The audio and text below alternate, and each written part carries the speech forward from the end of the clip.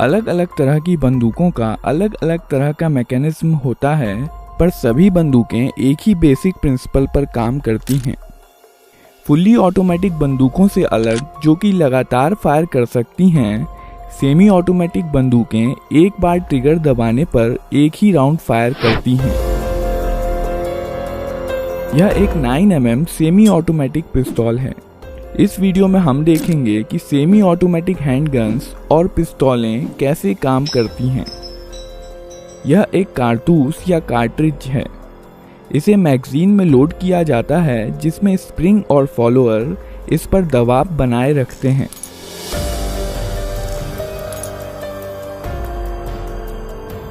Magazine का design कुछ इस प्रकार का होता है कि कारतूस आगे स्लाइड होकर ही बाहर आ सकता है। इस मैगजीन को बंदूक में रखा जाता है।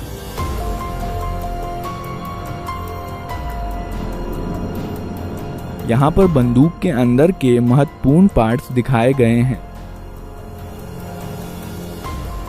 बंदूक को पहली बार फायर करने के लिए रिकॉइल स्प्रिंग के अगेंस्ट स्लाइडर को हाथ से पीछे खींचा जाता है। इसके कारण कई चीजें एक साथ होती हैं, जिन्हें हम एक एक करके देखेंगे। स्लाइडर के मूवमेंट के कारण हैमर पीछे आता है। यह हैमर स्ट्रट के जरिए मेन स्प्रिंग से जुड़ा होता है और इसलिए मेन स्प्रिंग को दबा देता है।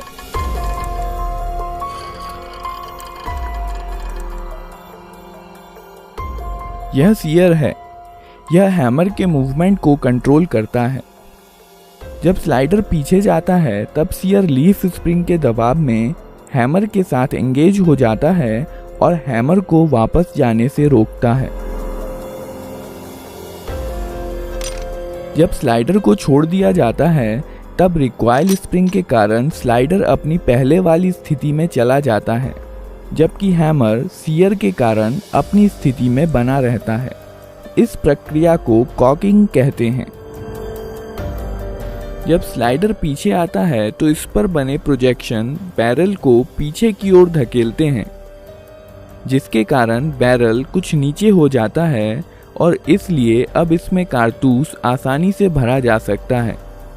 जब स्लाइडर वापस लौट रहा होता है, तो यह एक कारतूस बैरल में ले जाता है और बैरल को अपनी पहले वाली स्थिति में धकेल देता है।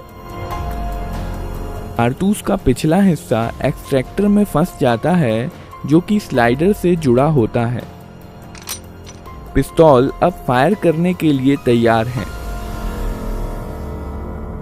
जब ट्रिगर दबाया जाता है, सीयर डिस्कनेक्टर के माध्यम से धकेल दिया जाता है, जिसके कारण यह हैमर से डिसएंगेज हो जाता है। हैमर अब फ्री है और मेन स्प्रिंग के दबाव में यह फायरिंग पिन, जो कि स्लाइडर में फिक्स्ड होती है, से जा टकराता है। बदले में यह फायरिंग पिन कारतूस के प्राइमर पर स्ट्राइक करती है।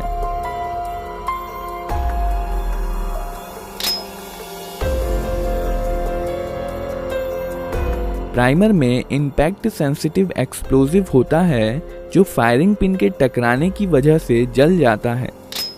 इसके कारण कारतूस में रखे पाउडर में आग लग जाती है, जिसकी वजह से बहुत सारी गैसेस पैदा होती हैं और इस प्रकार बुलेट के पीछे की जगह बेहद हाई प्रेशर गैसों से भर जाती है। इसलिए बुलेट पर पीछे से बल लगता है, जिसके कारण बुलेट बहुत तेज गति के साथ बैरल से बाहर निकलती है। बुलेट के बाहर आ जाने पर यह गैसेस एटमॉस्फेयर में चली जाती हैं और अब यह बुलेट पर कोई बल नहीं लगाती हैं और बुलेट अपने मोमेंटम के कारण आगे बढ़ती जाती है।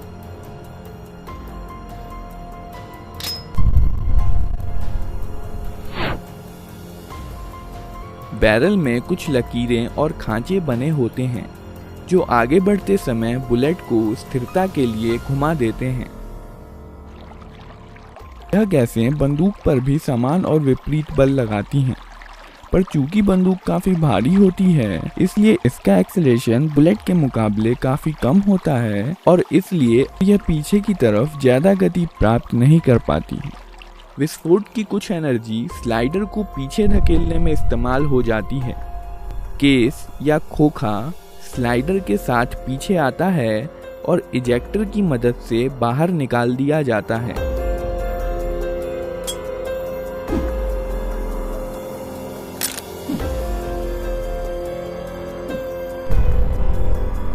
साथ ही साथ स्लाइडर हैमर को पीछे धकेलता है और बंदूक को अपने आप रिलोड भी कर देता है।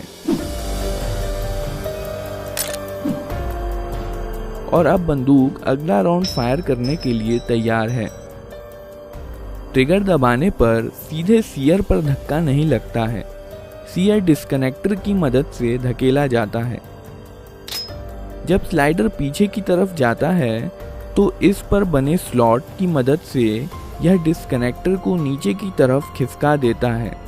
अब ट्रिगर और सीयर अलग हो गए हैं और इसलिए ट्रिगर दबे होने पर भी सीयर हैमर के साथ एंगेज हो सकता है। जब ट्रिगर छोड़ दिया जाता है तब डिस्कनेक्टर लीफ स्प्रिंग के दबाव के कारण स्लाइडर के स्लॉट में चला जाता है और अब बंदूक फिर से फायर की जा सकती है। ग्रिप सेफ्टी बंदूक को अपने आप फायर करने से रोकती है। जब बंदूक को हाथ से पकड़ लिया जाता है तभी ट्रिगर डिस्कनेक्टर के जरिए सीयर को मूव कर सकता है।